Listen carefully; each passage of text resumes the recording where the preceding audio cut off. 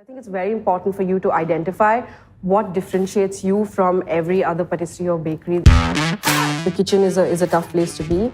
So either you train to be a chef or you find someone who you can trust. So once you start your patisserie, you'll have a lot of operating expenses and a lot of hidden costs that you should also know about. So in order to start your patisserie, the first thing you need to focus on is your kitchen.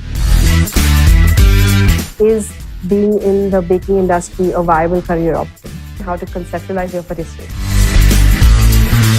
Pick a limited number of things that you're sure that you can excel at and that becomes unique to you. My name is Pooja and this is my course on how to start a patisserie 101.